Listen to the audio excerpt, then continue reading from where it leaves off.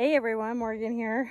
So today we are getting, I have messy hair still, I haven't even brushed my hair. Messy hair, don't care. Today we're getting the greenhouse ready for some raised beds and just whatever in general. So I'm going to show you the process of how I'm getting it ready. Show you what we're doing. All right, let's do it. First thing you want to do when you're preparing raised beds or anything is you want to try to get rid of all the weeds and as much as you possibly can for that underground. You know, you're not going to be using this soil, but you still want to get rid of the weeds and things as much as possible. You don't want to growing up through it, you know. Prevent as much as possible. Yeah. I put one here. That's right. Got my helpers. Get rid of the weeds.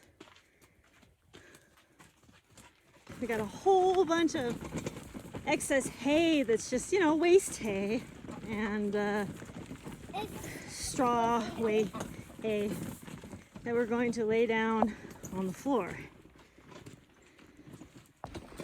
Gotta put them to work. Oh! Full head, straight into the garden. So our first batch covered quite a bit. We needed some more. We got a lot of waste hay, and this is such a great way to use it. Plus, I've been putting a lot of waste hay, or a lot of moldy hay, really. I've got like one bale that got kind of moldy. We put it in the compost, so that's good too. So we have a whole bunch of scrap wood, and a friend gave us some wood to use. So we're trying to use some of that wood. We're gonna have to kind of hobble it together.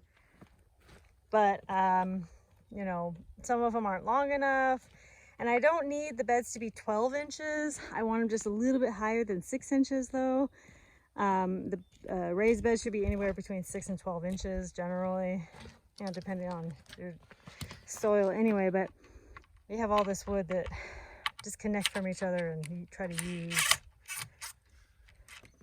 I don't know. You got it. Right there. There you go. Okay, stop. Here. Okay, go. Good job. That's it. Hey, good job. You did it. Oh yeah, I forgot to mention, this greenhouse has now gone through 2 monsoon storms, like really high wind. A couple nights ago, a really high wind came in and I was like, you know, both husband and I were like, oh gosh, I hope that greenhouse is gonna be okay.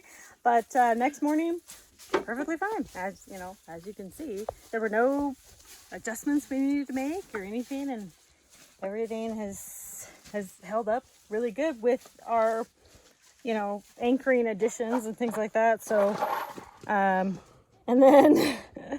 then day 2, another strong wind and stuff came in, and again, stayed up perfectly fine.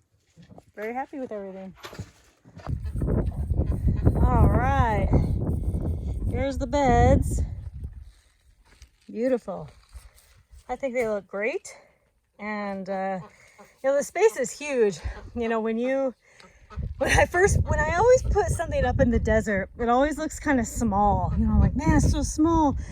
But then when you put other stuff in it to get perspective, you know, and what I'm going to do is I'm going to take some plywood or something to do dividers for, you know, whatever I'm going to grow. I have several things I'm going to be growing, and then I have this whole area back here for containers and maybe a dwarf tree or 2 fruit trees. It just kind of depends. I'm not really sure. It depends on what I get this week. I'm going to be going to get some fruit trees this week, but the trees will be growing in pots as well. You would be really, really surprised how many things actually can grow in a container. I have these lettuce and spinach seeds that I found in these containers I was going to do. I'm sure you guys see these very familiar. I had it in one video. I was all like, I'm going to plant these, and I never got to it. But I can plant these now. It's August, and in my zone, I can plant these now.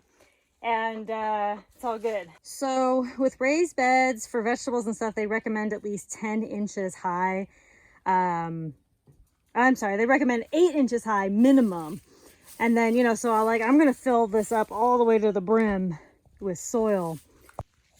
In the next coming days, I'm going to show you more videos of what I'm doing. I can't really plant anything right now except for in these containers. I do have some soil and some seeds that I can plant in these containers right now. Otherwise, I can't plant in these beds yet because I don't have enough soil. I'm going to be going to get a ton of soil, literally a ton, for super cheap at a local place. So I'm really excited about that. I'm really excited about this. It's looking really, really good.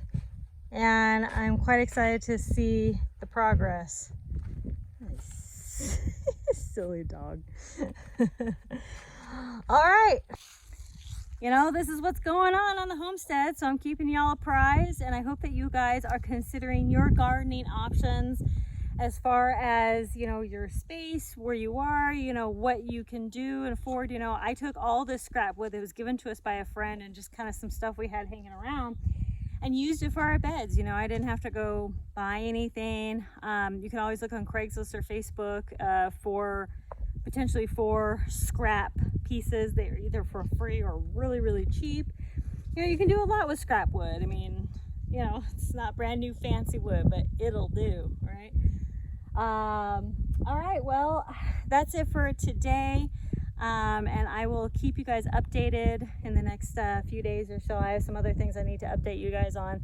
But again, I hope that you guys are gardening and figuring out ways to make it work, even if it's just to add a little extra freshness to your life, right? Thank you all so much for watching. I hope you guys are doing okay and you're staying prepared and getting prepared the best you can. I'll talk to y'all later. Bye-bye. Conquer tomorrow by preparing today.